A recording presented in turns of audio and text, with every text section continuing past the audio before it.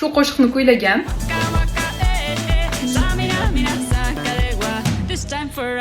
Shakiraning hayotidagi eng katta goli. O'zim hech qachon qatnashayinda bo'lmaganga yarasha barcha shunaqa romantik istoriyalarni, kitoblar hamda biz tanigan yulduzlarning hayotidan qidirishni yaxshi ko'raman. Bilsangiz, futbol terma jamoamiz birinchi marta jahon chempionatiga chiqdi. To'g'risi bu haqda bitta men gapirmagan qoldim, chunki hattoki kolada ham уже futbolchilarning rasmi.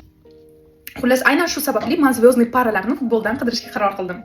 Shakiraning Voka Voka qo'shig'i 2010-yildagi jahon chempionatining rasmiy qo'shig'i bo'lib xizmat qilgan. O'sha qo'shiq klip syomka jarayonida bizani Shakira Ispaniya terma jamoasi himoyachisi Gerard Pike bilan tanishgan. O'sha vaqt, естественно, Pike allaqachon Shakiraning muxlisi edi va o'zi birinchi bo'lib yozgan. Va bilasizlarmi nima deb? Janubiy Afrikada ob-havo qalay? Chunki Shakira aynan Voka Voka qo'shig'i bilan Afrika davlatini namoyish etdi. Va yana bir qiziqarli fakt, Pike o'sha vaqt hazillashib, Ispaniya finalga chiqish kerakligini aytgan. Chunki aynan shu orqali u Shakirani yana bir marta ko'ra olardi. Va nima deb o'ylaysiz? Ispaniya o'sha yil tarixida ilk bor jahon chempioniga aylandi. Aynan shundan keyin ular 10 yildan ortiq birga yashashdi va hozirda ikkita bolasi ham bor. Agar o'sha davrda men yetarlicha aqlimni taniganimda, aniq ularning parasiga fanatlik qilardim.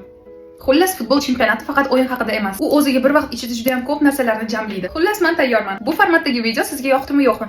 Izohlarda yozib qoldiring. Cheers!